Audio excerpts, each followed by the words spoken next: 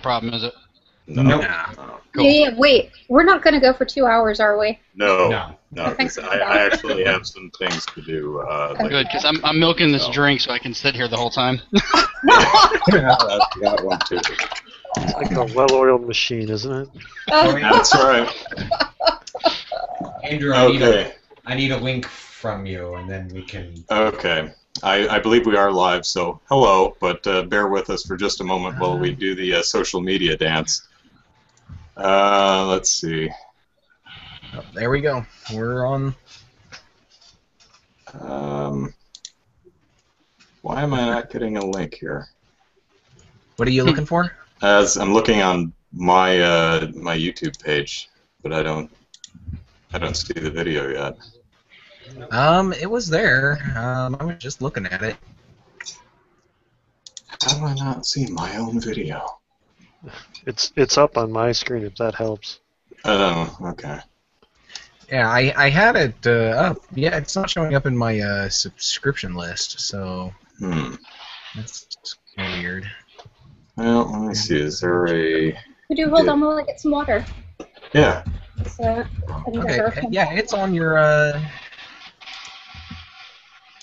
thing. There's the link to it. Okay. Send it to James. Oh, well, there it is in the corner. That's okay, I got it. Just give me a minute. Excellent. I've updated the game politics page. I'm just sitting here. Yep. You realize all of this is saved forever on the internet, right? I may actually be able to chop off the beginning of this later, but... Nah, leave it. It's fun. No. I'm all for chopping. So wait, I have a Jeremy, second link. you're having this chat in the Starbucks and no one's looking at you? I've actually found the one little quiet corner. Oh, okay. So I only have one gentleman sitting next to me, and he seems okay. We don't have quiet corners here in Manhattan. At least he's a gentleman. What did you say, James? I said at least he's a gentleman. There we go. Oh my gosh.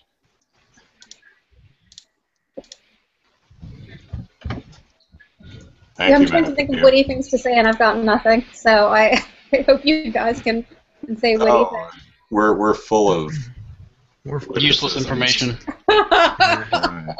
We're full of stuff, and you could probably call it wit. So. Oh, good. I'm all out of it. Okay, let's start. Hello, everyone, and welcome to episode 100 of the Super Podcast Action Committee. My name is Andrew Eisen, and with me, we're missing people again. Gosh darn it! And with me is E.Zachary Knight. Hello. And the names are going away. We actually have James Fudge with us today, the managing editor of Game Politics. Howdy do. There he is.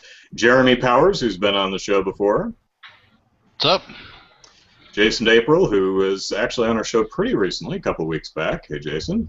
Hey. And complete newbie, Carol Pinchevsky. Hi, Carol.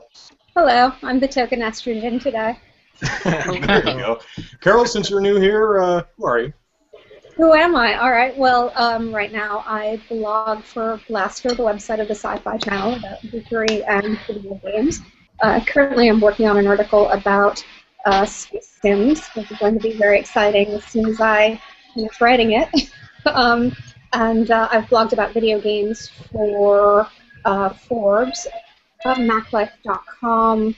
I've written for PC Gamer, MMO Games Magazine, just name some game magazine. Chances are I've been there. Wow, all right. Cool.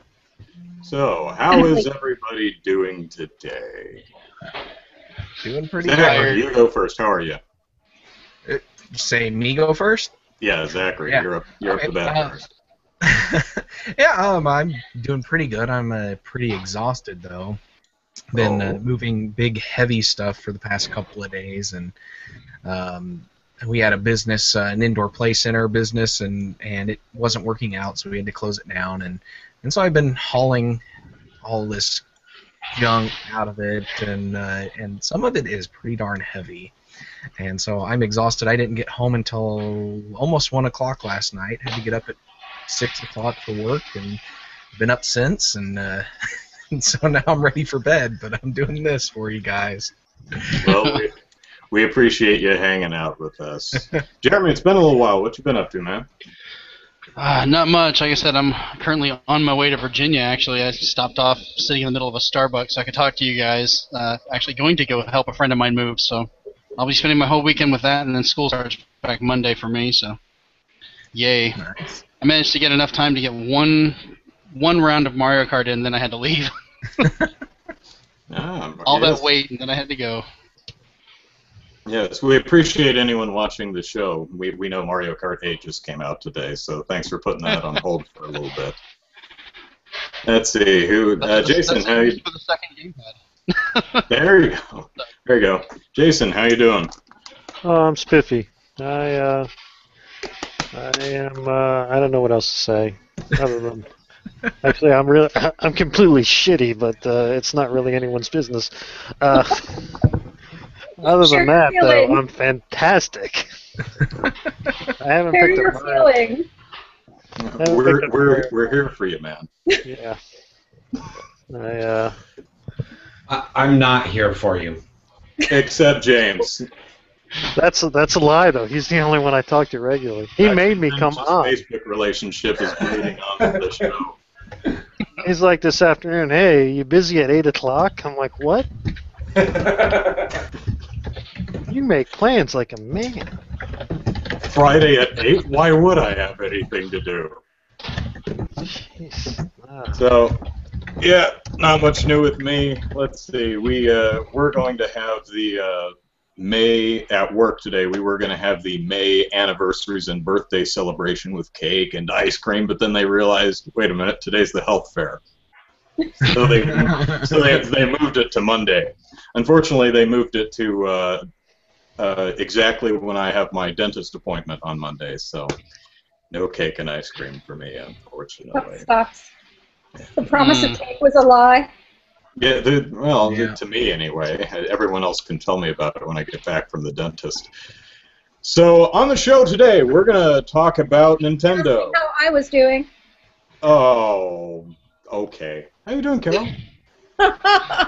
So exclusionary. Now that we know who you are, I remember you told us who you were, but you didn't tell us how you are. How are you? How am I? Well, I just wrote this really spiffy article about satellites, and it turned out to be much more interesting than originally realized, because it's about a satellite that has just been rebooted after 17 years of radio silence. But that's not the interesting part. The interesting part is that the satellite had been stolen in 1983 or 84 because the scientist who put it in its halo orbit actually said, hey, it's just sitting there and studying comet tails. Why don't we have it go out and look at the Halley's Comet? And so he kind of maneuvered it around a completely different comet and shot it out to Halley's Comet. And the scientists who were actually working on that project, the the other Comet Tail project, were really annoyed at him for stealing the satellite. But he managed to send it back, and now it's en route to its original stationary orbit. And that's what I do because I don't have a life. So when I ask how I'm doing, I get to talk about work. You seem like you've been wanting to tell someone that story all day. Yes, I have. Did no one read the article? Yeah. Well, Thai food, my husband coming home, and that article, that's it. That's as good. Oh, yeah, and this. No, but you also have a Star Wars ship, I think an X-Wing behind you, so that's pretty cool. And this is... All I want to add to that is... and this is me. Nice. But of course. TK-41 was a woman? TK-421. 421. They had a filter on the helmet. Who knew? Okay. Ask me anything about Star Wars. Anything. Is there any hope that Episode 7 will be good? Going to be awesome. I don't see how it could be worse than episodes 1 through 3. So Until they announced the writer and the director, I had thought that too. So on the show today, we're going to talk about a little Nintendo shenanigans, basically the poll we asked this week, and follow that up with some E3 stuff, because that's in a few weeks. So first, let's talk about the poll. The poll this week, which has only been up for a couple days, so we've had 153 people vote, and the question was, is forcing a revenue split with Let's Players in Nintendo's best interest? The responses were, yes, Nintendo needs to make money any way it can. No, doing so will bite the big N in the butt. Or, who cares? It's not legal to do that. Angry fist shake. So, 153 people voted. 12% said yes, it's in Nintendo's best interest to force a revenue split with Let's Players. 69%, 106 people who said no, it's going to bite the big N in the butt. And 28 people, 18% said, who cares, it's not legal. So go ahead, folks, chime in. What do you think? Is it in Nintendo's best interest to do this, or is this a mistake on Nintendo's part? Who wants to go first on this one? Here, I'll jump in and just say a couple things, but I voted that it's going to bite them in the butt, mostly because they've got for some reason they're really kicking their fans around over YouTube, and it's not doing them any good right now, and this is just the latest kick in the nuts for them, and I think they're going to lose a lot of YouTube presence over this. But as for whether it's legal or not, I think there's a very strong case for fair use on Let's Play videos, and frankly, I consider it fair use. So if anybody wants to live stream any games I make, that's make Let's Play, that's fine with me. But I don't think it's ever going to be settled until it actually goes to court, and I don't think any company would really want to take a YouTube channel to court, and I doubt a YouTube channel is going to be able to afford taking a company to court, so a gaming company to court over it. So it's probably never going to be settled. I don't think that's the problem. I think the problem are the individual contributors that upload. I don't think YouTube will, in fact, defend the gamers who do upload their gameplay. And I think YouTube's not going to defend them at all. Yeah. So I think something like this should be a part of the purview of something called the EFF, the Electronic Frontier Foundation. They deal with issues like this all the time. Same with public knowledge and other public interest groups. Yeah, I also agree with Zachary that we're probably not going to see this in court anytime soon, just on the fact of also what are you going to get out of a Let's Player? YouTube's not going to defend it. And I imagine the publicity surrounding any game company that takes some poor schmuck on the internet to court is going to be a whole heck of a lot worse than anything they could ever hope to gain by shutting down a Let's Play video on YouTube. I don't know, maybe it's an overreaction. I mean, it's not like they're taking, say, a horribly offensive stance on gay marriage, right? Oh, wait, sorry.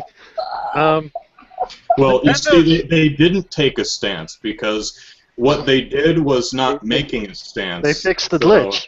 Yeah, they were just fixing a glitch. They weren't making a political statement. That's been going around for a while, the whole fixing a glitch thing. I mean, I actually read into that, and a lot of people thought that was the glitch they were fixing when it was actually a memory error when you carried over from an old game that wasn't even in the U.S. It was a Japanese-only one that led to that bug. But everyone focused on that one part of it and said, oh, nope, that's what it is. Let's go ahead and, that's what they're taking out. I think scientifically speaking, there are a great deal of marriages that are caused by memory errors. And in the case of Nintendo, it's kind of like your senile grandfather who thinks that he knows how to use a PC but has no idea what's going on. And Yes. Yeah. Don't you think they should be play testing their I think they should game systems? Pay attention to technology. Or I think another good example, and it might have been either just before or just after the whole gay marriage thing was that awful video that came out where someone got a Reggie robot and then killed this poor woman in marketing for a sight gag. Was I the only one who thought that was appalling? I mean, yeah, that video was kind of that was very. It seemed a I actually thought it was little quite funny. It was funny because oh, we it know was what their audience is now. It's not me. It's me. It's just like, that woman died. He could have done it to a plant or a chair. No, he hit the woman in the room. And she was just, I mean, nobody likes marketing people. For that. He teleported her out of the room. No, he vaporized her. Well, that kind of brings up the argument. Would it have been okay if they Nintendo killed is the guy? sexist. Yeah, well. What if he killed the guy? Would you have been no argument? I mean, they just went for the gag. I'm sure she was involved in it. Maybe if it was a 20-something-year-old social media justice warrior, I would have been okay. Or better yet, a man. I don't care that much about the gender, per se. I just thought it was just like, oh, you know, your robot just killed someone in an ad for children for Super Smash Brothers. If Mega 64 is making it, I wouldn't quite say it's for children. It's pretty much just for those of us in the internet age. I got the link don't to even that know. from a Nintendo press release. Well, true, but it is vetted by Nintendo. Very true. The same with its press releases. Should be vetted by somebody there, but sometimes I'm wondering if anyone reads them. I can say anything I want about them because they will not send me jack shit. Well, There you I go. don't have the numbers, but don't you think that they do tend to skew towards the younger audience at this point? I mean, most of their titles seem to be incredibly young to me. I think a lot of them, people, they have it rated for like E for everyone and things like that, but it's a variety of people that will go and see it. Like, you know, when Frozen came out, that was one of those movies, I actually haven't seen it yet, but like a lot of people, both adults and kids, went and saw it, but it was rated where everyone could. You know, if you just because you make something. I think if Frozen was rated PG. Really? Yeah. Okay. Yeah. Didn't know that. And they the worst example. Yeah. they did a study of the G-rated movies from like when I was a teenager and in the 90s when I was not. And they found that their G-rated movies from back then were far more violent than a PG movie now. But that's a whole other area of nerddom. And, Oh, yeah. Well, but no, you look back though. You know, you got video back with Snow White. You know, the witch was killed by a bunch of animals, and you know, and then the Sleeping Beauty. You know, the evil fairy. She was killed by the prince, and now you get Frozen, and nobody died. What's wrong with that? You know, it's why didn't anybody die in there? You know, if it were a Ubisoft game, man, everybody would be dead. So yeah, Disney's definitely changed in that way. Yeah, but if it were a Ubisoft game, after the guy died, they'd sit there, monologuing at him for 10 minutes. It's important to explain why you just murdered someone. That is the Murder Simulation Company. Anyway, they have Rayman, which I adore, and then there's everything else. But that's I digress. I apologize. I'm still holding out hope for Beyond Good and Evil 2. Yeah, good for you. Right after Half-Life 3. I'm sure it'll be. I still really need Beyond Good and Evil. Mirror's Edge 2, which they're bastards. They put out teasers for that. It's not. Well, they did it for Beyond Good and Evil too. Also, they released a tiny trailer. My favorite is the guy who just got sick of waiting for Fallout 4 and made previews for it. If I had thought of that, I would have done it. I think the domain for Half-Life 3 has been registered.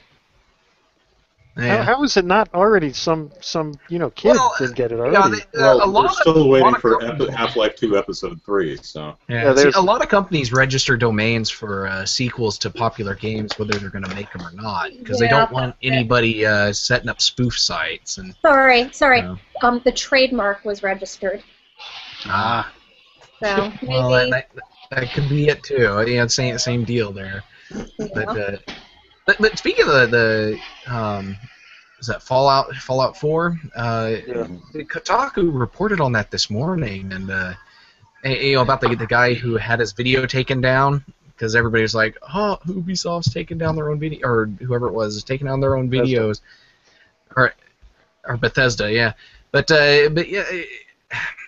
But and then Kotaku ended the article with, even if the videos were fake, it's like, it's not, it's a fake channel and stuff. And I was like, why does it matter if the videos are fake? If the videos are fake, then they had no right to have them taken down. You might not have noticed, but Bethesda's kind of turned into a bastard. Yeah, I think I've noticed that. I can't believe I'll support anything id related, but damn. Is that true though? I mean, No, I wouldn't know. None of Bethesda's games are on the Wii U. And there's also the whole thing of, They're not on id going Linux after either, Oculus. so- Oh, Andrew. Oh, James has Poor piped guy. in.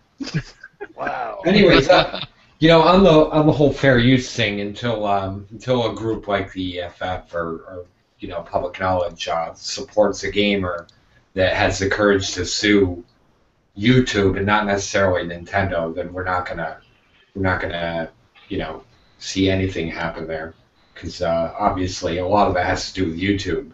YouTube is so quick to send out a DMCA takedown on anything. So until there's some way for somebody to be able to afford to have a lawsuit go all the way to the Supreme Court or something, you're just going to see this kind of stuff happening over and over again.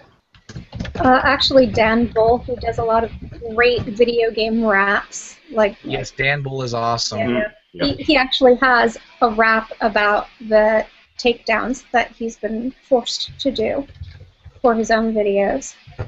Because of theoretically copyright infringement, which he claims is not the case. So it's a really good video. Should I post a link to it somewhere? Sure. Yeah, because everyone here should watch it. Everyone here, because it's wonderful. He does kind of stretch for rhymes occasionally, but I do enjoy a lot of his stuff. So. Here's a question for you all. Let's Plays in general. Is there value to the company behind the video game for allowing for Let's Plays being on YouTube, or is this somehow detrimental? Absolutely. I mean, I think it helps them. It's free advertising. It's free advertising. Why would they want to monetize it further than that? I mean, Nintendo looks really greedy by what they're doing, and now they've launched their own channel on their site where people can share videos, share the videos of their stuff. So it's just, I don't know. I think that a lot of these companies that are challenging these videos are just being greedy. They're monetizing them while the person is being reviewed too, which is lovely. Yeah. Well, I think it's an age gap thing. Like me personally, I never go to YouTube. Like I have no interest whatsoever. My daughter's discovered it. She's 6 because there's a bunch of How to Train Your Dragon videos and Skylander videos on it, and so it's inflicted upon me. And I see things like trailer reaction videos. What? Yeah, I've seen those. Some kid who's getting way too excited about a whatever. Like, So do you have a working central nervous parodies system? of the Nintendo 64 Christmas? It's the Nintendo 64 of our generation. I'll be right back. Hold on. I don't get it. But I think that's the problem, is that Nintendo in particular does not get it. They really just look how long it took them to even institute something as ubiquitous as online play. And then when you add to that the fact that like even just having a user account is almost as a nightmare on a Nintendo system. And the only way to get software from an old one to a new one is to literally copy it over and erase the old one. I mean, there's so many things that Nintendo does that are just wrong. To be fair though, I think Sony did that with the PS3. I'm not sure about the PS4, but you had to authenticate your new system and deactivate your old one. So. Yeah, you get so many per thing, and like I've run into that problem because we had for a while, just with my oddball collecting, we had the PSP Go, the PSP, a Vita, the PS3.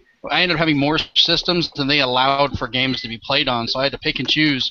Well, I'll play it on this one, but I can't allow it on that one, and kind of jumping around. And I agree, like the whole idea of being able to transfer stuff over the way they do it with the Wii to the Wii U and so forth is a pain. But just playing devil's advocate, it's actually, at least they let you do that. Like, you can bring it from the Wii to the Wii U, when the other ones you can't do that still. You know, you jump to the new systems, you lose all that stuff. So it's one of those, like, the same thing with people complaining you have to hit an extra button to go to the Wii mode to play the games. Well, yeah, it's an extra step, but you get to do it. Yes, There's but no if amount you're of on buttons I can press that'll let me if do you're it on on a an Sony Xbox. system, all you have to do is log in and re-download everything you've ever purchased. True, I agree. That part But I you agree still with. have a system limit on it, though. They Yeah. still limit you how many PS3s you can have that game installed on.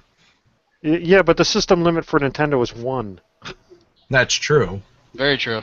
I've had like 4 PSPs at a time and never had an issue. I mean, I don't know. It's just, it's frustrating because, I mean, when they come out with a new Mario game, I will buy it because I love Mario. And but they really make it hard to be a fan. I've never seen a company go so far out of their way to kind of make it difficult for people to love them. It's like if I were a company. I'm not gonna lie. I have almost a Stockholm syndrome with it, where I'm gonna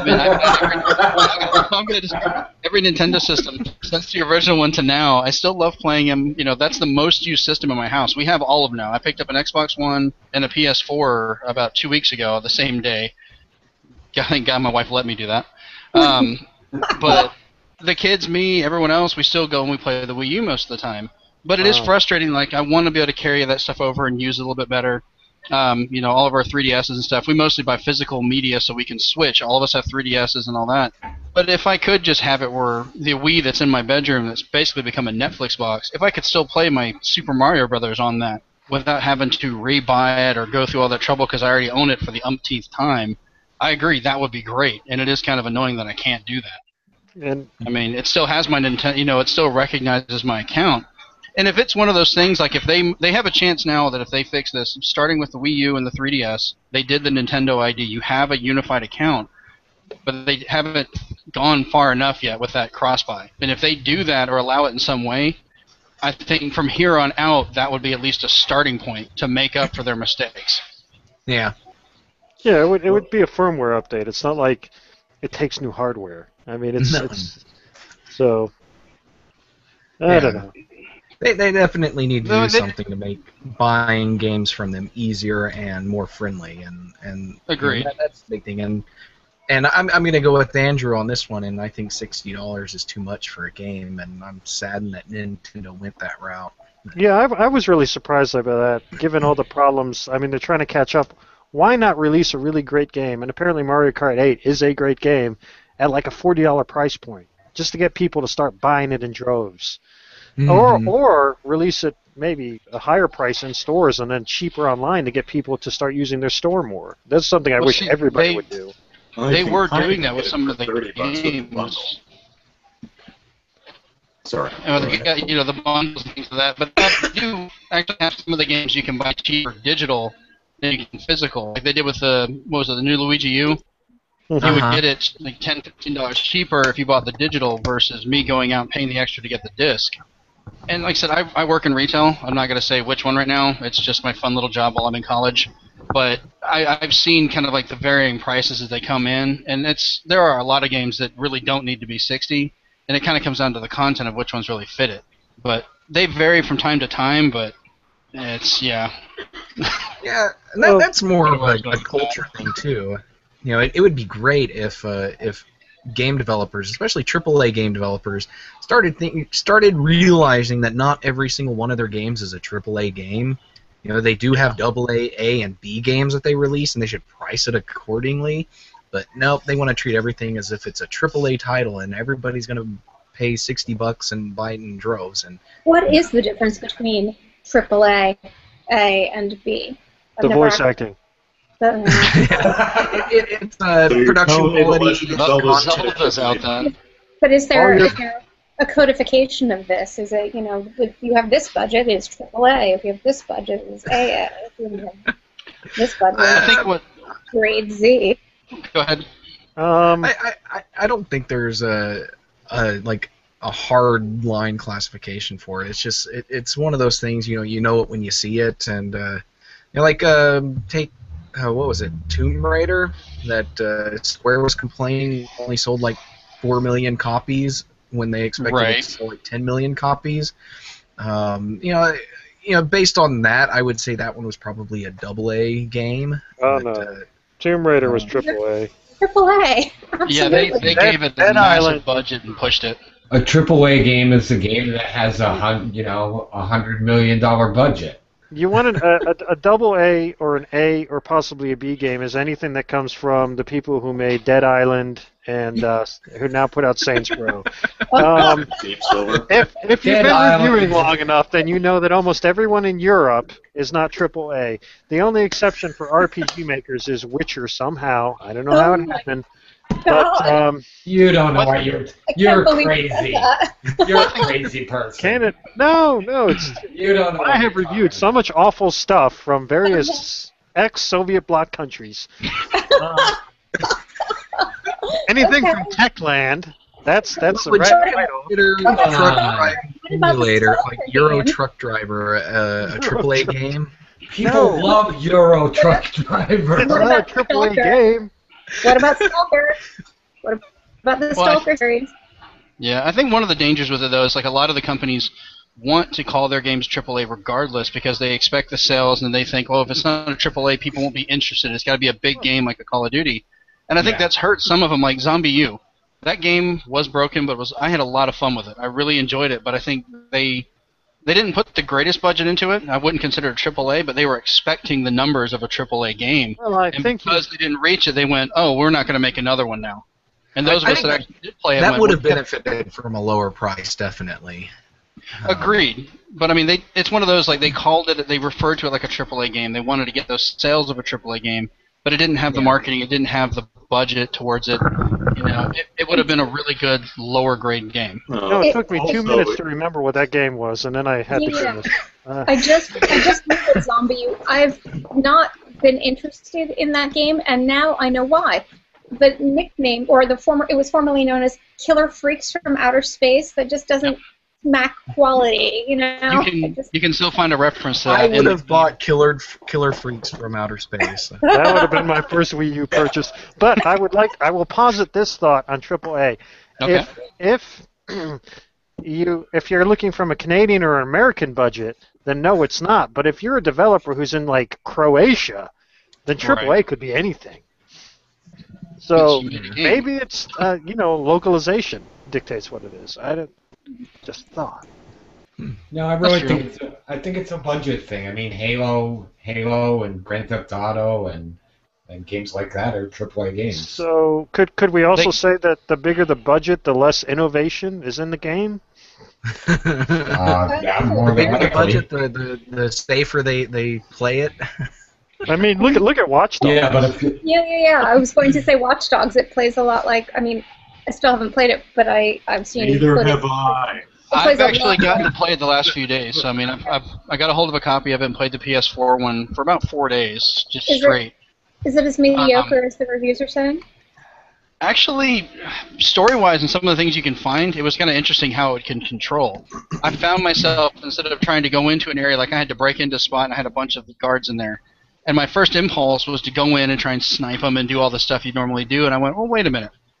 I stopped, hid myself, started using the cameras to go around, and took out almost all the guards and accomplished the entire mission without even having to step foot in the building. It makes you kind of think outside of it. It's one of those that, depending on your mindset, you're going to get more out of it than otherwise. Just so I'm clear, you did murder everyone in the building, right? About half. I left a few of them alive. I mean, that sounds more like GTA. But it does have a feeling of that, but there are differences to it. I mean, that's like saying any of the open world games are going to be the same, but the driving mechanics, I was surprised, actually worked really well. I didn't have a problem doing that, but during the chases, when you'd get, you pretty much have a star level. It's not the same thing, but it acts the same. And as you're running around, you could hack the different things to stop the cops or mess with them, and it put a different spin on how you handled it. I could try and ditch into somewhere by opening up a gate, running into the building, shutting it, try and go through it as a shortcut. And you have to kind of pay attention to your surroundings a little bit. When I have that problem, I like to turn into smoke. And go, hey, wrong game. Also, you get a fabulous leather jacket. So that's a good example. You're talking about Infamous, and that's one of those that people will look at it. They're both third-person games, and they are similar in how they can explore, but they're also very different on the mechanics of how you interact with those worlds.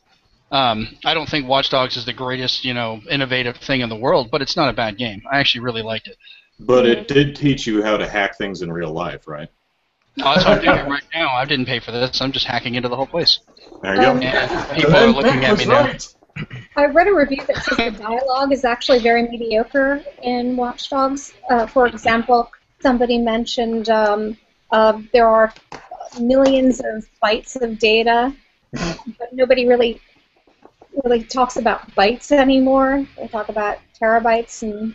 Yeah, the main storyline is not the greatest thing in the world. I have more entertainment finding, breaking into people's houses and seeing, through the security cameras what they do, or just listening to people's... I'm still getting more stares.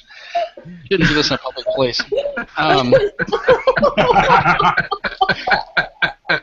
You could listen, use it to listen in on phone calls and stuff like that, and that was entertaining. They put more work into that than I think they did the actual story mode. Make sure you look, the next time you say something to that, you look to the gentleman who's sitting by you and wink at him. And lick your lips. Yeah, I don't think you can join us from the county jail. Does your wife know you're doing that right now, buddy? No, she does not. What I want to know, because I can't play the game, being that it's not been released for everything but the Wii U. Are there any dogs in Watch Dogs? The only reference I've seen so far is you can make a cell phone bark like a dog as a distraction. That's it. I've yet to actually see a dog. And they have a spider tank, but there's no more dogs. Say what? They have a spider tank, but no dogs in Watch Dogs. When I played Batman, I didn't see any bats. But there was a Batman. About to say the entire menu was bats. Yes, Actually, doesn't it have that little Sonic thing that brings bats in to attack people? No. Right. But Andrew, isn't that just in Lego Batman?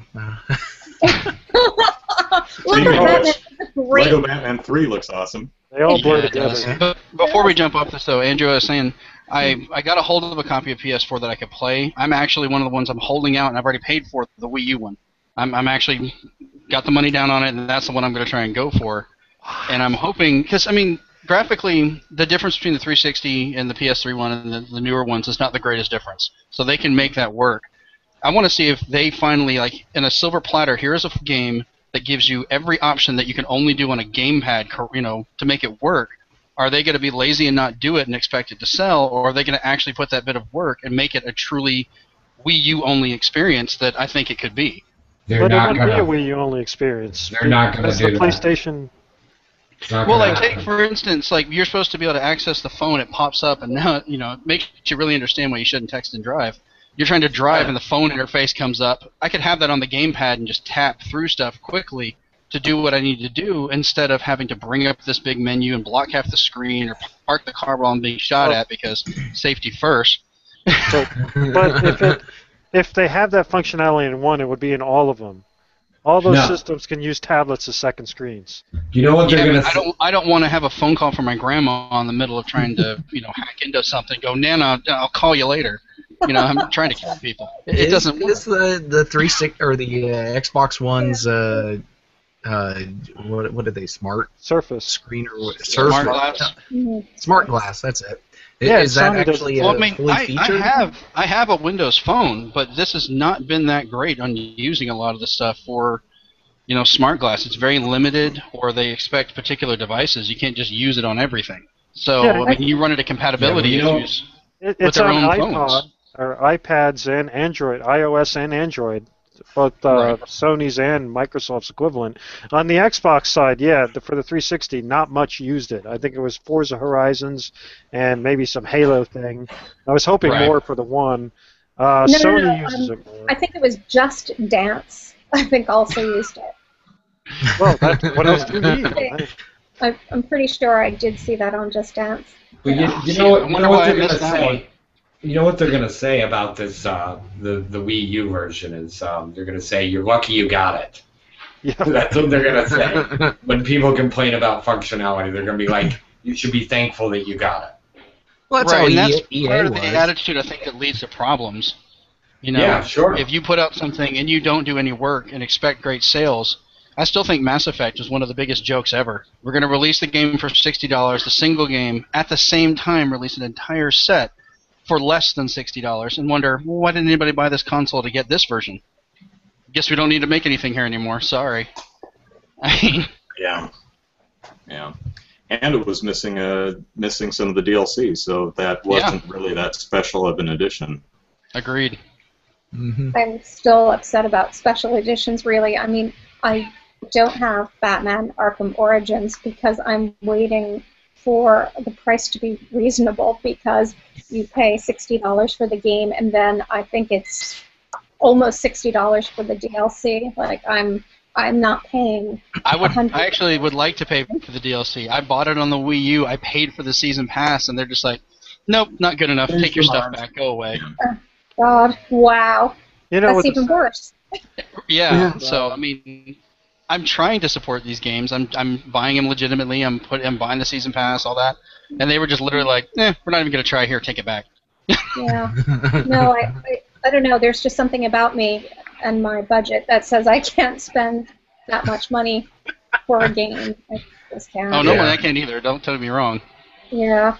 Yeah, I wait for the. A lot of times, if I know DLC is coming, I'll wait for the inevitable Game of the Year edition, which includes all of the content, and usually for less than what MSRP was when it released. Yeah.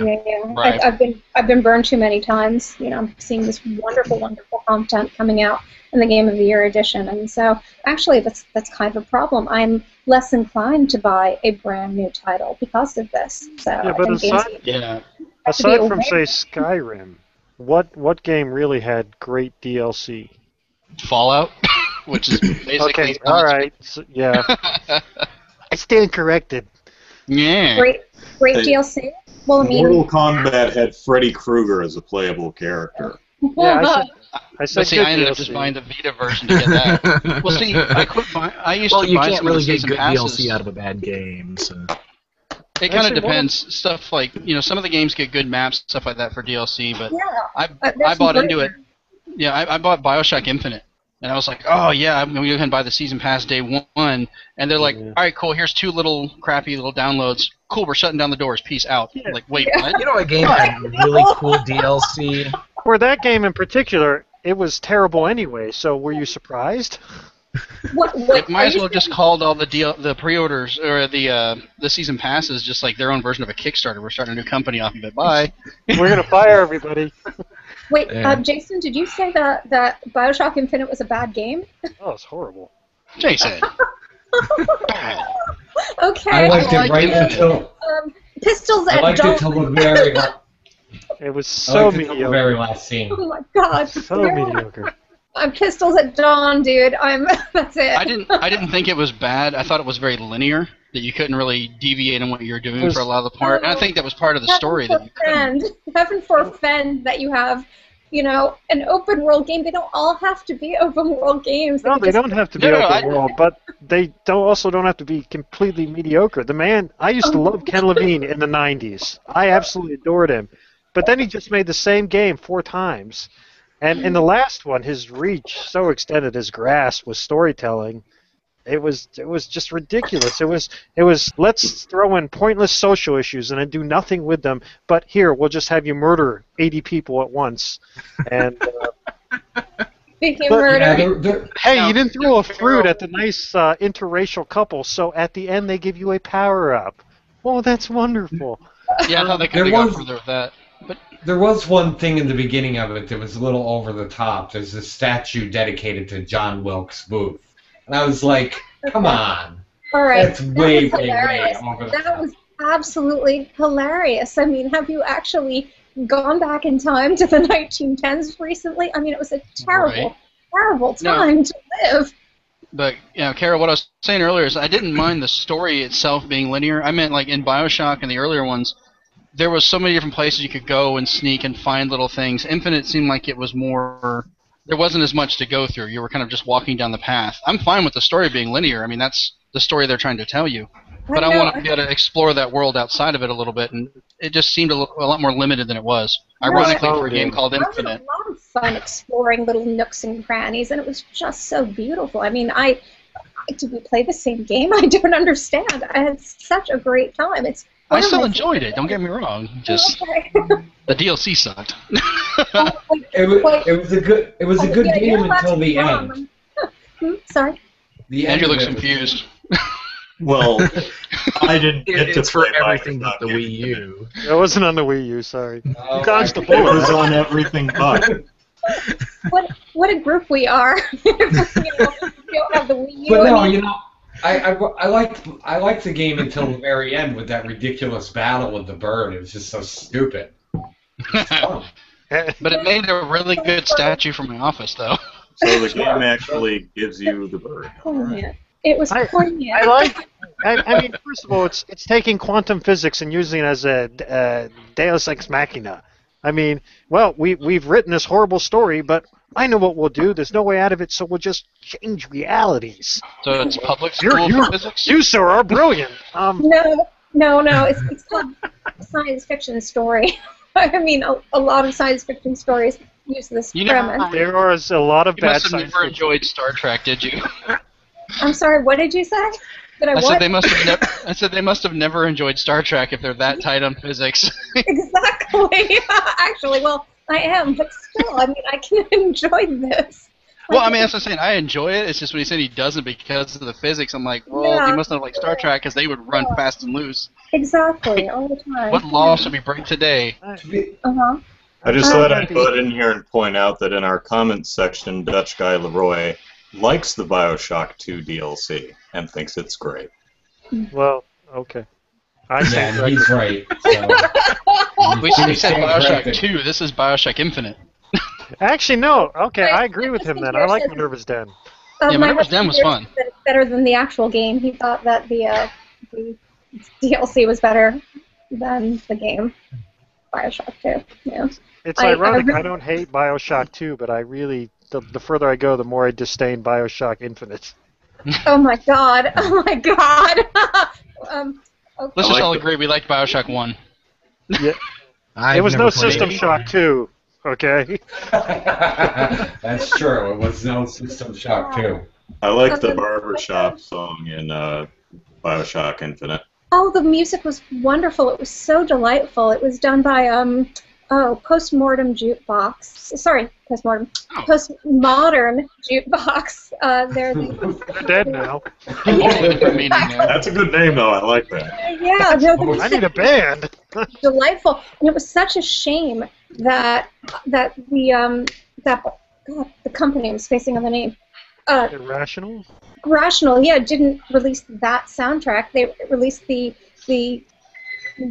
orchestral soundtrack. I think they were going to, and then Ken Levine fired everyone because he was a maniac. No, this was before that.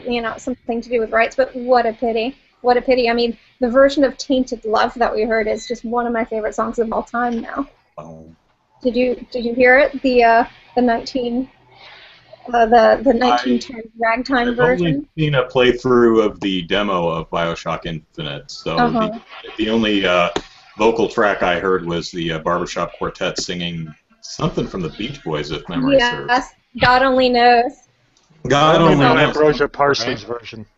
Actually, I'm going to include a link of the awesomeness that is Tainted Love from BioShock Infinite. All right. BioShock Infinite.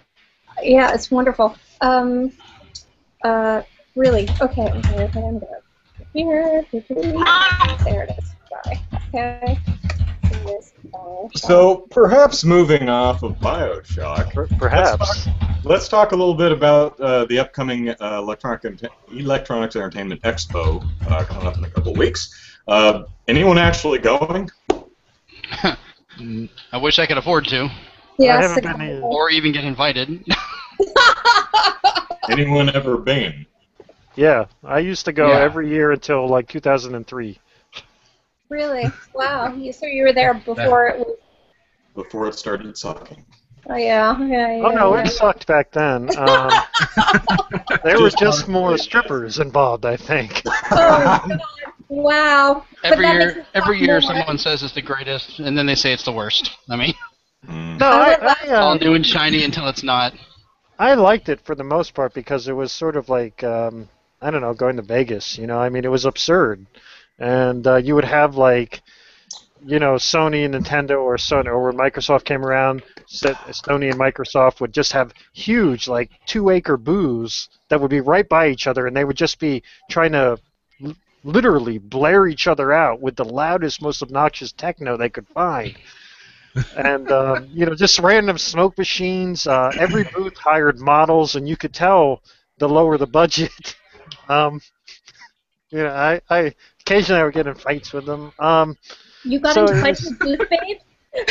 How did you get into I fights did, with yes. babes? Some of them are wearing armor, man. How'd you make out? Because they were, I remember there was a British model for some company I never heard of for a product that just looked terrible, and she was handing out T-shirts, and I was like, well, okay, because, if you're a journalist, you collect T-shirts, but she wanted me to wear it, and I'm like, no, why would I do that?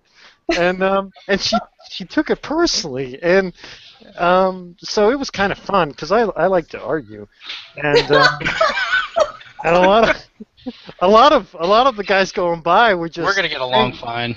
they had never seen a man of their ilk actually tell a woman no. So they I didn't know you could do that. what is that? That's wrong. It feels fundamentally wrong. And I wouldn't put the T-shirt on because I was like, no, this product clearly sucks, and Then I'm why did certainly you not pick going the to give you T-shirt? advertising. Then wait, why did you want the T-shirt if the product sucked? Well, because I play outside a lot, and I change my shirts quite frequently in the summertime. So I So you need, gotta cut the grass in something. yes, I mean, I have, why not? It's stuff to wear, but because normally, otherwise, I just stay in my cave, And yeah, so she got really mad though, and I just won't put the T-shirt on. It's just like I don't think I got that T-shirt as it turned out. So that was a happy ending. Sort of. Everybody wins. And that was Jason's last year at E3. No, it was funny because the PR rep, who actually was a PR rep who knew me, and she's like, "Oh God," so she had to come and run and get me. But yeah, so I mean that was like in the basement. I forget what the wing is where they put all the crap. So, but you walk a lot, so it's nice. I'm blanking on the name. I know where you're talking about, though, yeah. And there are some very fine indie people down there too. I guess. Of course, in the late '90s, there were no indies, right? That's a totally new thing. Mm-hmm. Yeah, just invented recently. Yeah, it's just if I go by Twitter, it certainly has been. Yeah, so there you go. E3, it's loud. And what's great is all the big publishers are getting in on making their own indie games. Yeah, because no, that makes sense because think of what a much better indie game you can make if you put $100 million into it. That's right. I think they're doing it wrong. Well, it's indie ultra. Plants vs Zombies, Battlefield. Indie Extreme. That's I'm very saddened by that. Yeah. Actually, I guess an analogy I just thought of for that, it's almost like taking professional NFL players and then sticking them in the middle of a group of kids playing football and going, this seems fair. This is right. They're all the same. Isn't that U.S. hockey in the Olympics? Hey, there can be a miracle. Yeah, it could be. That's the only sports reference you're going to get out of me. Yeah. Yeah. But speaking of E3, have you guys seen the leaks of the new Battlefield game? Hardline? Hardline. It's hard something. It's Hardline. Is it really just a working version of 4? They're just leaking out the new one. Yeah. They're actually they're stepping out of the military and bringing it home, and it's cops versus robbers now. But basically, all they did was they military. erased the U.S. Air Force and U.S. Army logos off of everything and replaced it with police and SWAT logos. Well, that works because the police and SWAT still have tanks and stuff. Exactly. That's not good. I can already see people complaining that this is just teaching people to be criminals by playing, the criminal side and shooting cops. Yeah. I guarantee someone was going to say that. I read a libertarian website called Reason, and they saw the leak and and they reported that it seems kind of sad that companies are promoting the militarization of police and stuff, and they post links to all the like the tanks and things that police departments have been getting in order to fight terrorism in their departments. So Podunk, Oklahoma needs a $400,000 to $800,000 tank in order to do what? I don't know. It's a city of 700 people. Why do they need a tank? You guys have like 5 now, don't you? Yeah, Oklahoma has there's 5 cities in Oklahoma that have these armored personnel transport things, and you never question a tank. If someone offers you a tank, you say yes. Well, that's basically what it is. It's the government's just saying, hey, we got free tanks. Who wants one?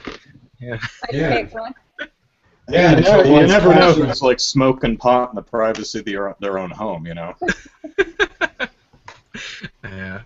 So the next Battlefield game is going to be interesting. It's all fun and games until your kid's getting a flashbang thrown in their face. Yeah, exactly. That's actually I don't know if any of you guys saw that story other than James apparently. Yeah, I saw it. What are we talking about? What's up? Some police officers, I forget which town it was in, but they executed a no-knock midnight raid on a suspected drug dealer's house, and they kick the door open, throw in a flashbang grenade, and it lands in a playpen that an 18-month-old is sleeping in, and it blows up in his face. Oh, that's What awful. the hell? Yeah, but it happens all the time. Oh, Happens all the time. A while back, I read a story about they threw a flashbang in a window of somebody's home, and it landed on like a 11-year-old girl's bed, and she made it out without too many injuries and burns, but it landed right on her bed. So. Oh, how horrible! How absolutely horrible! You're just hanging back in your own home. That's makes me mad. So that's the kind of actions that EA is promoting with this. Well, I don't think you'll be able to flashbang kids in the face. Yeah, I'm less worried about the game and more worried about that actually happening. I mean, I have 3 kids of my own, and I'm just thinking if something like that did occur, Yeah. Oh yeah. Lord. That would be kind of upsetting.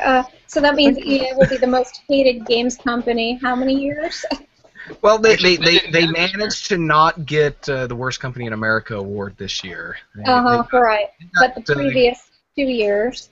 In a row, yeah. 2 years in a row, but they remained poop-free this year. I wonder who's going to be the worst game company of the year this year. Well, it would probably be Konami, but they smartly stopped doing press conferences, so.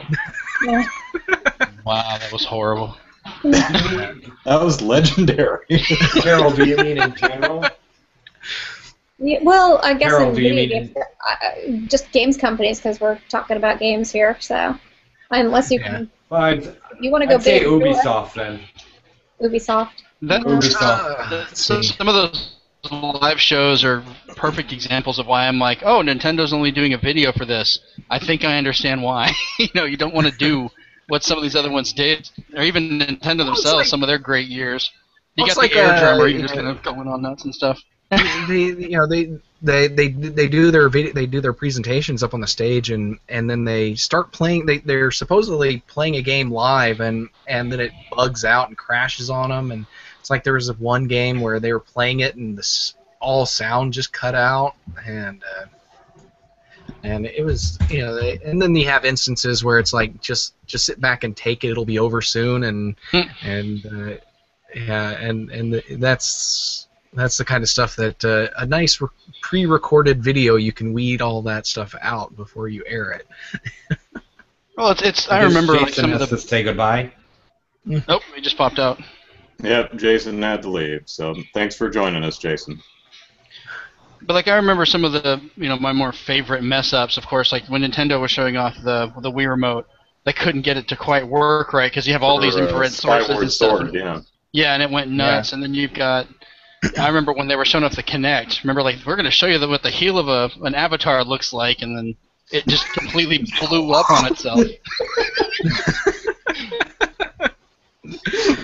Those are the ones we can laugh at now, but I've seen them where they get worse.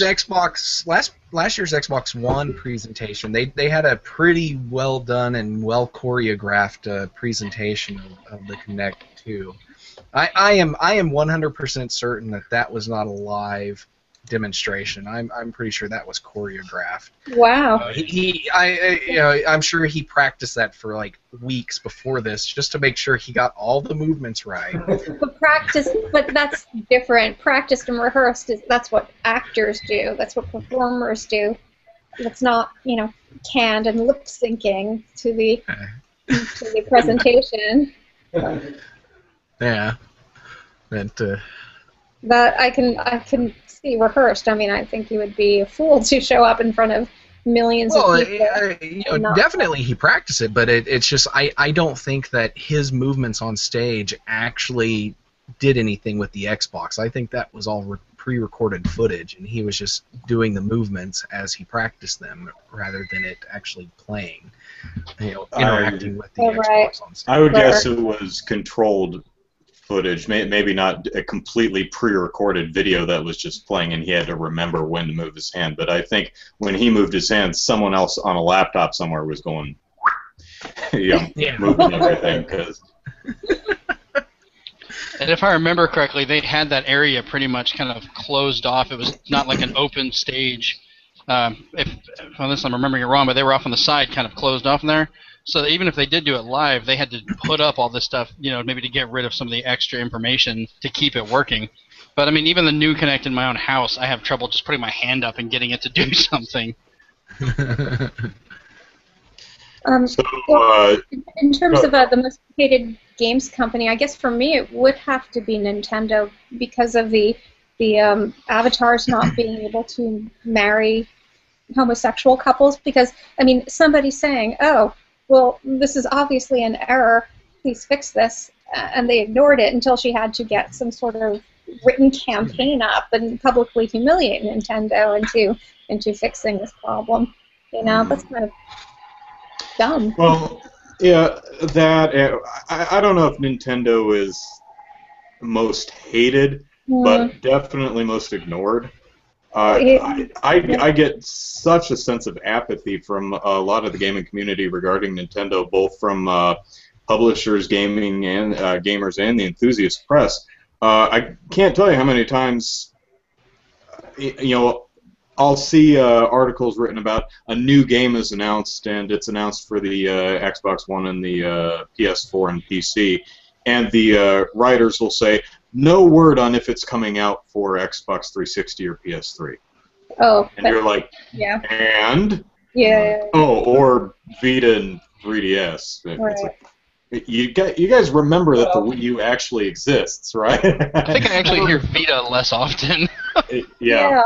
Yeah. And it's a shame because I've had my hands on the Vita, and I think it's fun. I think it's a lot of fun. It is, but like the Wii U, it Achilles suffers heel. from not enough games, really. Yeah.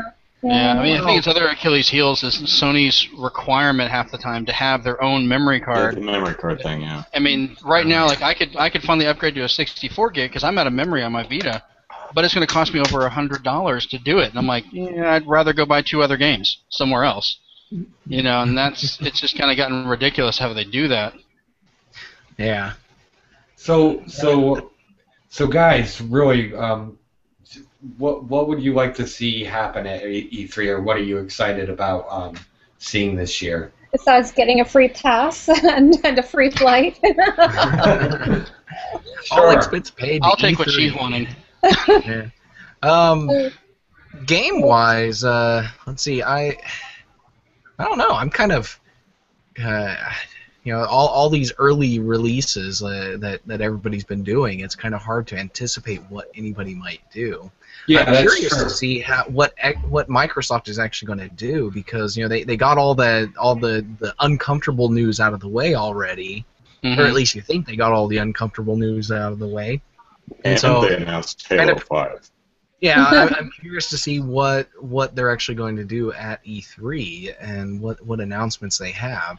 So I'm assuming it's going to be a feature and game centric one. So that's really all they have to do. But it'd be interesting to see what games they announce, exclusive wise. Yeah, I mean, Microsoft's already announced, like, they oh, go ahead, sorry. Uncharted 4. Any news about Uncharted 4? To the extent that I will pour all across America and just camp out in front of Santa Monica, California, the Naughty Dog Studios, and just get in there saying, Naughty Dog, give me Uncharted 4. So that's pretty much what I want. Yeah, I still need to play those games. I've got Uncharted 1, 2, and 3 sitting in my on my shelf, and I've played like 2 hours of Uncharted 1, and then I got stuck with like 4 bullets and 10 guys to kill. No. And, oh, right. Thumb. Just kill him with your thumb. You can do it.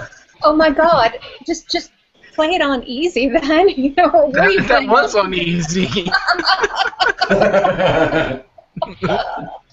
I mean, really, I love the Uncharted games, but actually, it was Uncharted 3 that made me realize, like, I did not buy games without the Game of the Year edition, because the maps are so much fun, and I can't get them because I have to pay extra money for them. And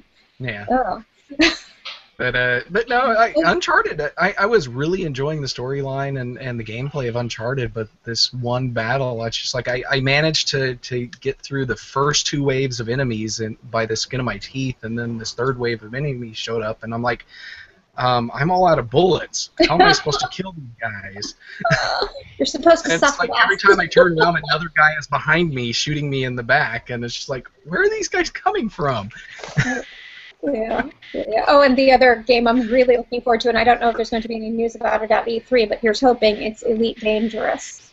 I'm not really a space sim kind of person, but I can't believe how good looking this game is. Which game again? I didn't hear you. I'm sorry. Elite Dangerous. It was a space sim game from the late 80s called Elite, and this is Elite Dangerous. I will send you a link for gameplay footage because it's just astonishing. It's absolutely astonishing. So, any news about that? That's from Frontier Development, right? Yes, it is. Yeah. Okay. Yeah. Really, I'm sending you the link. Hold on. I'm just chock full of links. But yeah, honestly, you will just be in awe. And it was kickstarted for almost about $3 million. And what they've done is just extraordinary. So, last year I did a video, a YouTube video, talking about E3 and what I was hoping to see, and I watched it recently because I was thinking I'd do another one, and I realized everything I wanted to see last year I still want to see. Well, Mega Man. Yes, I would like to see a new Mega Man. I want a new Mega Man game, although I did say in the video that it would be awesome if he were in Smash Brothers, and that actually did end up happening. So, but I would still love to see Capcom make another Mega Man game, because I love. I think I would like to see a Mega Man X game, to be specific, just because I like the X franchise better than the Mega Man franchise. Updated for modern sensibilities, or a 16-bit side-scroller? Mega Man Legends 3. Mega Man Legends 3, yeah. I want that game. Yeah, me too. I think with the Mega Man X, I think it was just the more of the story-based thing to it. Like, it had more of a story. The original Mega Man, it was more of a, here's 8 guys, go and kill them. How many Mega Man games are there? 500 million. That many. There's 11 of the originals. There was, what, 4 Well, or it 5 depends of on the how X you ones. count. The original Mega Man series, I think, has 10, unless you count Powered Up, which was kind of a remake of the first one. The Oh, X, sorry, it was 9 and 10. Okay, I'm sorry. Yeah, I kept thinking it was 10 and 11. Yeah, the X series, I think, has 8. But then there's a Battle Network, which has 5. There was the Game Boy games that had, I think, 5 titles. There's Star Force series. Then you have stuff like there's Mega Man Legends 1 and 2. Then you have they had a Tron Bomb game. You have Mega Man Soccer. So the other versions like Mega Man 64. There was the Mega Man RPGs. I think if you count them up, it's about 100 titles. I think it's something like 125 titles since 1988 or something like that. Kind of crazy. It was Call of Duty before Call of Duty. Yeah, but 0 in the last 4 years. Oh, okay. Which is the longest stretch of Mega time. Man 0, but just 0 games. Yeah. Oh, the 0 games too. I forgot about those. You got the 0 games too. Yeah. So Andrew, that means you're looking for your fix. Yeah. Well, I would like to. It was something I said last year. I would dearly love to. I'm pretty sure I'm going to be putting Battlefield Hardline on the For Everything But Wii U list. There's a rumored Assassin's Creed game for the 360 and PS3, which is probably not going to be for the Wii U, so that's probably going on the list. Call of Duty Advanced Warfare. No, would that one count because it's not going to be an Xbox One or PS4 though? It's just PS3 and 360. No, his criteria is 360 and PS3. Yeah, because I started this list long before I started the list long before Xbox One and PS4 came out. So the only stuff like the new Batman won't be on that list. Batman Arkham Knights is not on the list because it's not for 360 or PS3. You should buy a good PC. Gotcha. Yeah. But I would love to be able to take something off of the damn list. That would be groovy. But being a Nintendo fanboy, some of the stuff I want to see is stuff I wanted to see last year is a game that demonstrates a really interesting and compelling use for the gamepad.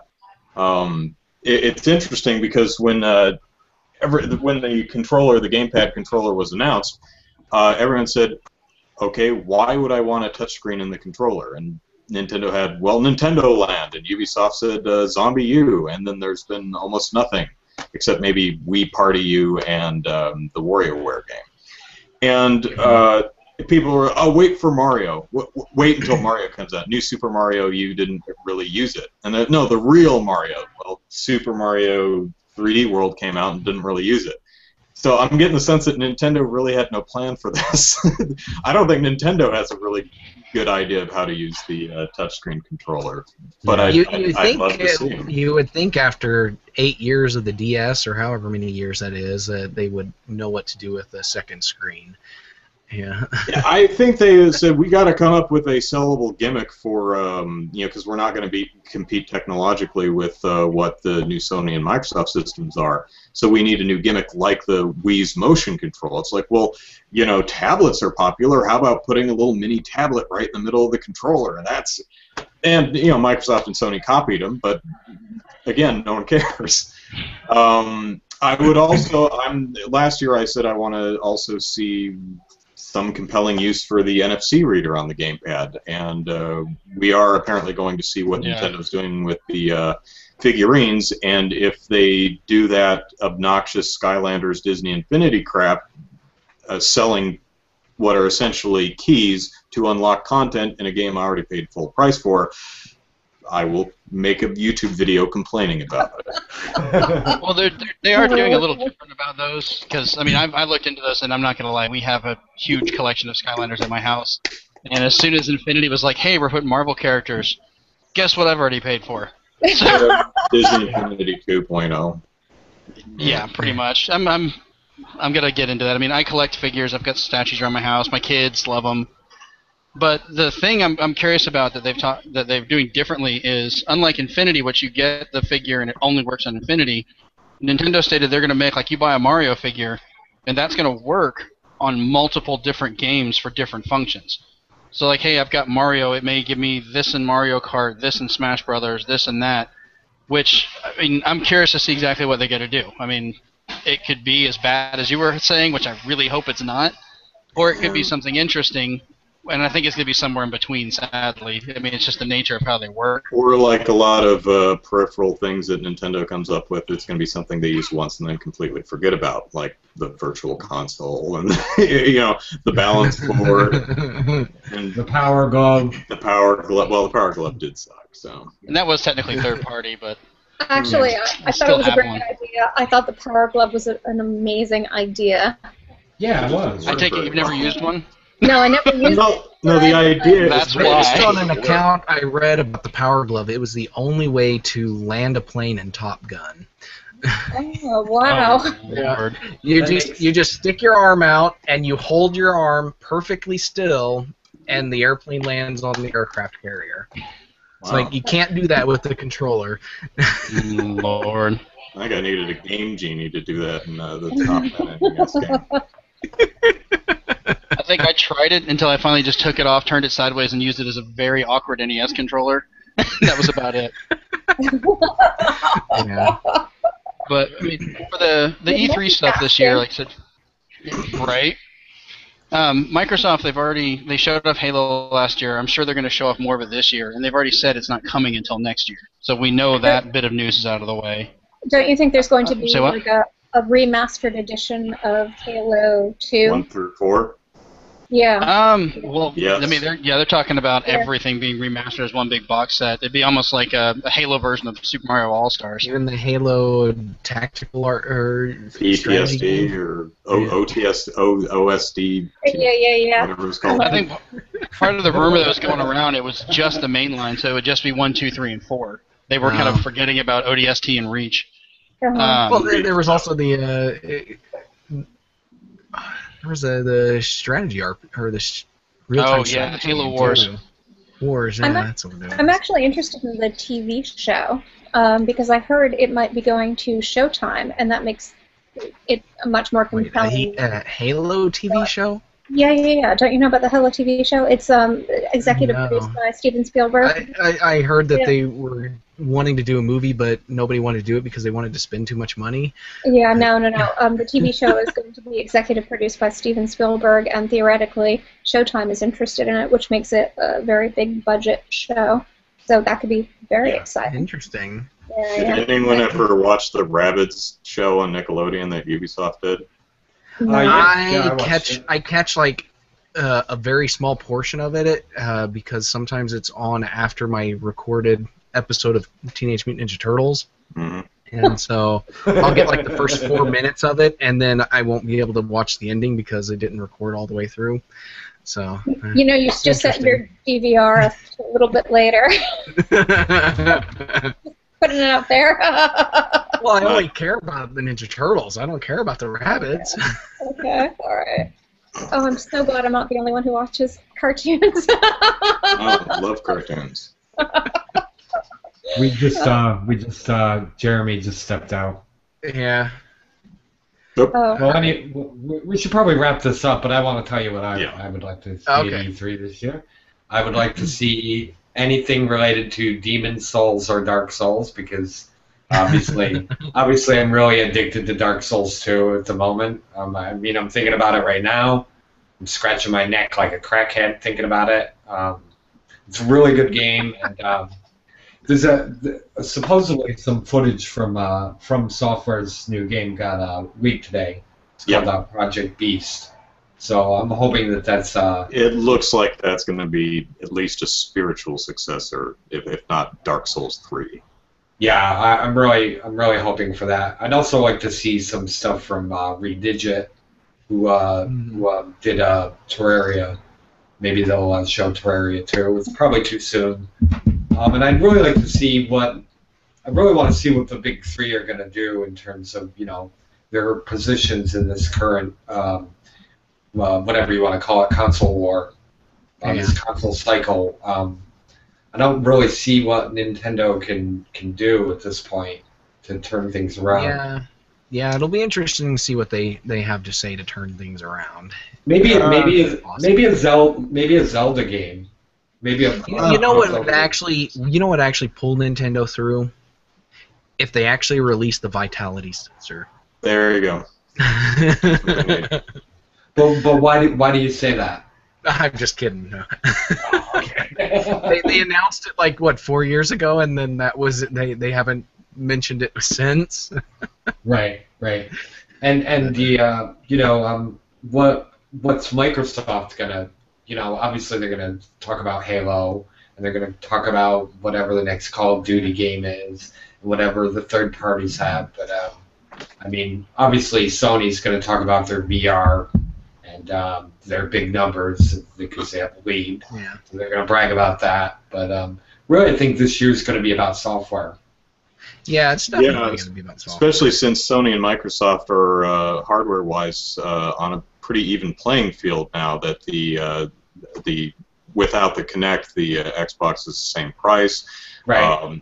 Microsoft has moved a lot of their services in line with what Sony is doing. Although Sony just said that you get even more free games with PlayStation Plus, but it's pretty equivalent now. So unless one of them pulls something really unexpected out of a hat. Yeah, it's going to be a pure games fight. Hey, Jeremy, welcome back. And I'm interested to see Sony and Microsoft slug it out to see what ammunition they bring. I was especially surprised to see Halo 5 drop. I would have thought it might have been unintentional, but I would have thought Microsoft would have saved that for their show. Yeah, to be honest with you, I'm really waiting for one of these. I haven't bought either one of the new consoles, and I'm really waiting for a game that says to me, I have to buy this system. With the PS3, it was all Disgaea, the Disgaea games were what sold it for me. I was like, and the Infamous games. I really love those games, and I was like, I'm gonna get a PS3 to play these things. But I haven't really seen either company bring a game to the table that's not like Titanfall's on the PC. So right now I'm playing all of my games. And it's on the 360. So yeah. You know what would but speaking of games that would make you buy a console, what would get me to buy a PS4 and also a Vita is if a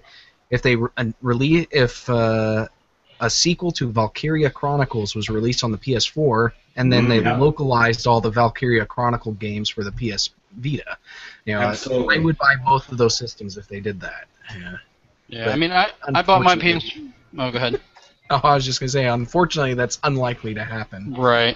The only reason I actually bought my PS4, my Xbox One right now, because the only game I have on PS4 is Infamous, and then on my Xbox One I picked up Titanfall because I played that on PC and was joining some friends on there. Dead Rising to play with another friend, and then I got Trials.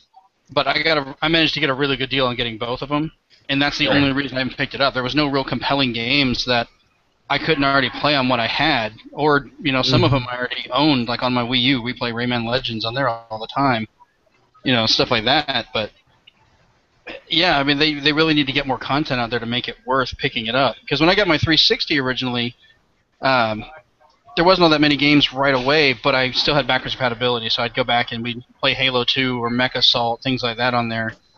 They had Call of Duty, though. They had Call of Duty. I don't really like Call of Duty. And it was Yay!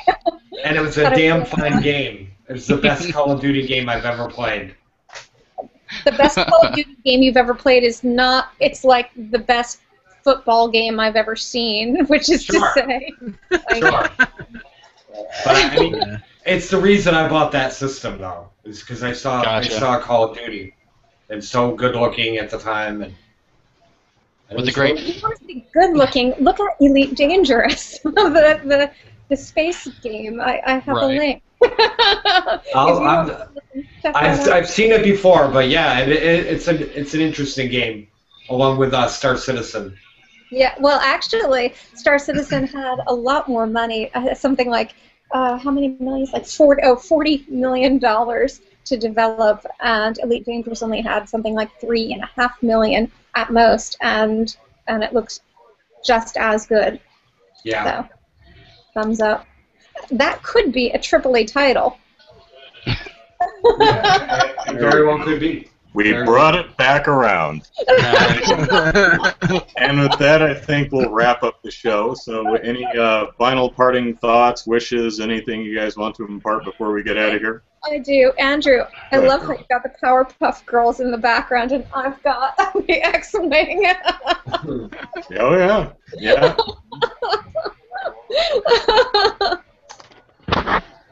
I bet there's some interesting stuff behind Zachary's curtains. Pay no attention to the stuff behind the curtain. Oh, Lord. Yeah. And who knows why? Stuff around my desk, but nothing back there. So. Well, one thing I was going to do, I talked to James about it earlier. I actually have a code for a free copy of Wind Waker HD that if anybody wants it, I can just read it out. Whoever gets it can have it. For what? Wind Waker HD for the Wii U. Oh, yeah, no. I got a hold of a couple of codes of a couple games I own physically, and I'm like, well, that's great. I don't want the digital version. So I just ended up giving them out. I'm going to do the same thing with the game with Mario Kart. I would have had that code as well, but Club Nintendo was pretty much brought down earlier by all the people on there. Go ahead, read it out. Okay, it's A036 Android's in there, 7X OB ECR1JR. Could you repeat that? Yeah, you kind of cut out in the middle there a little bit. How about this? I think you guys can probably read it better than I could. I'm going to type it into the chat. Maybe one of y'all can read it off. All Because right. I'm kind of in the middle of here. Okay. And they can figure out if these are zeros or, O's. Jeremy, has the Starbucks kicked you out yet? They're working on it. They cut my internet off a second ago, and I just got it back on. They don't like your kind. Gamers. That's fine. Okay, here we go. Code for Wind Waker HD. A036-7XKB 0BEC-R1JR. There you go. And whoever figures out which one the zeros and O's are which is which will get it first. Who knows? Yep. I don't. I have the code. Before we wrap this up, I just want to say thank you to Andrew and Zachary for, doing 100 episodes. For 100 episodes. Doing 100 episodes, when you see somebody, another podcast and they have like 200 episodes, you don't think too much of it until you've done 100 of them, and then you realize, it's a lot of work, and you guys put a lot of effort every week into the show, and we appreciate it, and I think you do a great job. Thank you. We would be at about 105 by now, but Zachary has kids, and sometimes they get in the way.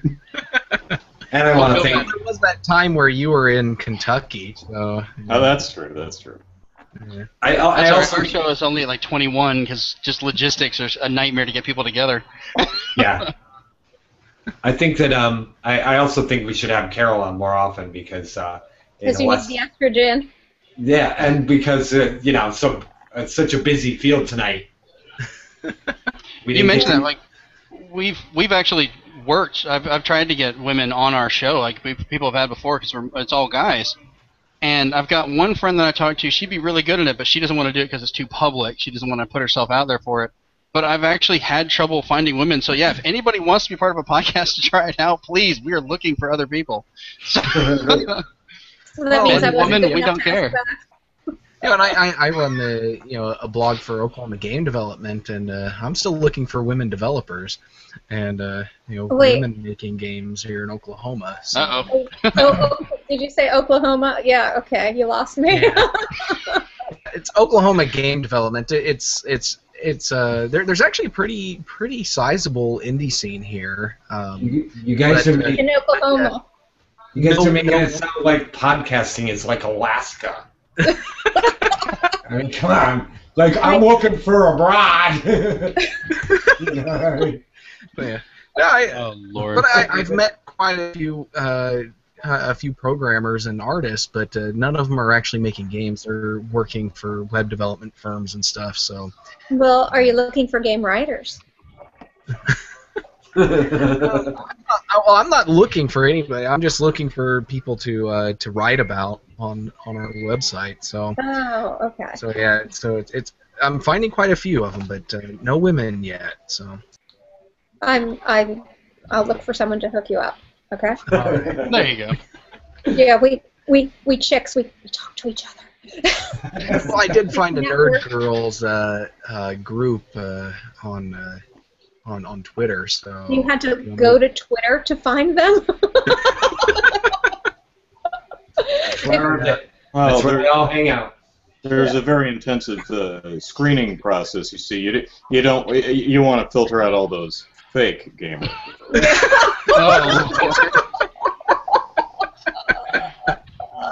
Gotta make sure they're the real deal. Yeah. And, Andrew's just kidding in case you didn't catch that. Yeah, if you're listening to the audio version of this. I got it. The sarcasm was palpable. I caught that. One time I went to a board game convention. God, what was it called? This amazingly cool board game convention at Travels. Not the name because I'm old. What? I don't know. I'm guessing. Well, anyway, there were the first day, the first Friday afternoon of the entire convention. We're talking 1,000 people. I saw 5 women. I was one of them, and I knew 2 others, and the other 2 were obviously with their boyfriends. Luckily, the chick quotient improved on Saturday, but really, it was kind of scary, actually. Yeah. Yeah. Yeah, it's like that's one of those things. I go to regular monthly meetups for game developers here in Oklahoma, and there's almost always at least one woman there, but she's the wife of the host. And no, really, we're out there. There are a ton of us. I half of my Facebook friends are female, and most of them are. Well, so half of mine are too, but yeah. Very few of them are game developers. Oh, well, yeah, I'm not a developer. Yeah, well, we can talk about that. All right, okay. Writing is part of development. Yeah, that's true. Writing is a part of development. Yeah.